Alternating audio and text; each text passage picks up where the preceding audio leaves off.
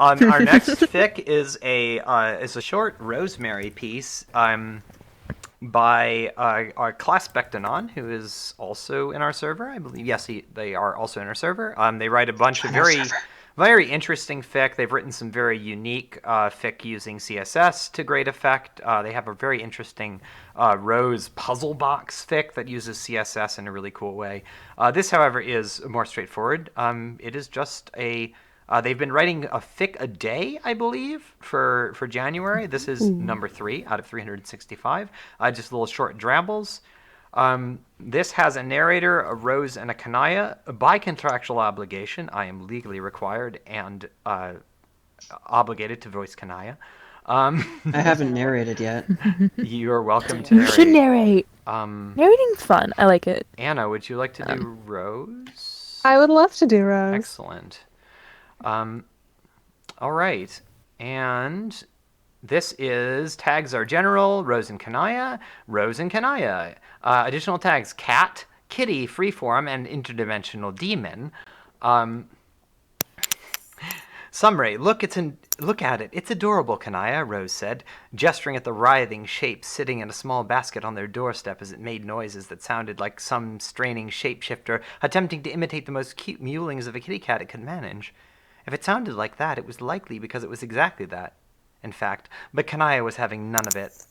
Rose, I love you so much, but it has tentacles and spikes. This is not a cat, Kanaya responded, rubbing her temples with her index fingers. And away we go. Look at it. It's adorable, Kanaya.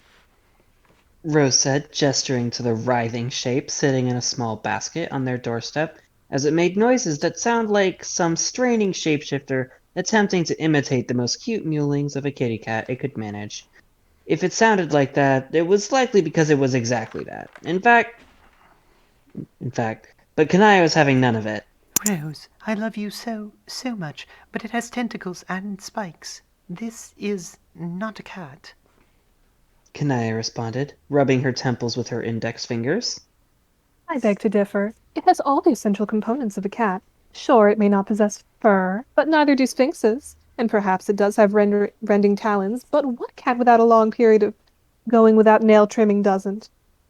Rose asserted, crossing her arms defiantly in front of her chest. It makes noises, similar in fashion to a cat. I'm not sure what else you could ask for, really. I look at this, and the intersection of my mind and the platonic realm of forces goes, yep, that is a cat. It seems pretty obvious to me. You don't even know if it has vocal cords, upper or lower, Kanaya pleaded, exasperatedly gesturing towards the writhing mound of multidimensional flesh. It doesn't even have any sort of psionic effect that I would be able to detect. I think you are just being obstinate for the sake of contrarianism. No, I'm not. Rose disagreed obstinately. The only psionic effect it might have is being ridiculously cute and mind-controlling me with its fluffiness and tendency to lap milk so adorably. Possible infections of Toxoplasma gondii. Is that not effectively a form of rudimentary mind control born through biological mechanisms? Kanaya asked, genuinely curious. Probably. Rose answered. But it would not explain my ravenous desire to welcome this obviously kitty-shaped cat into our home, and the jury is still out on toxoplasmosis, last I checked, whether or not it actually does anything to anyone except the immunocompromised. Last time I had been to a doctor, I was given a clean bill of health for both the toxoplasmosis and the immunocompromisation sides of things. They check for that, Kanaya. They check for that at the doctor's office. It let out a horrific wail, and a nearby window cracked cleanly and perfectly down the middle. Kanaya gestured towards it with exhausted, exaggerated hand motions, sputtering in disbelief. Rose, darling, it just cracked a window in half with its voice. What cat hasn't? Rose asked, reaching down to pick up the cat's basket. Kanaya immediately threw her arms around Rose and pulled her 3 inches back.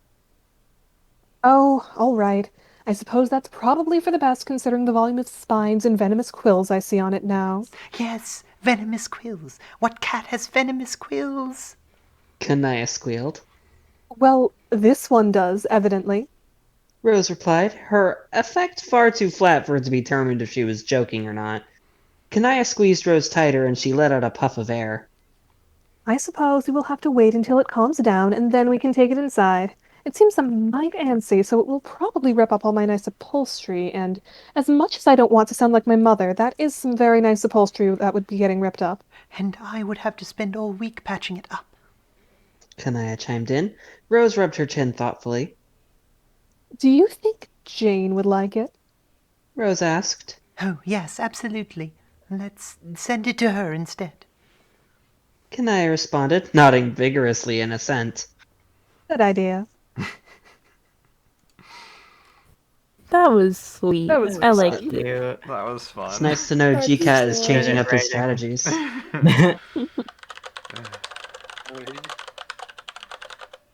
Yes, that's how we do it. That is how we fucking do it. Guess I'm a cat. Meow.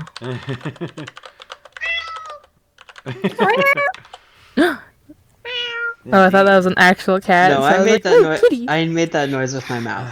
I do, however, have 3 cats sleeping in the same couch cushion right next to me. And Bucky's comment from earlier That's this the morning. It's dream. just the kitty cat, a little kitty cat.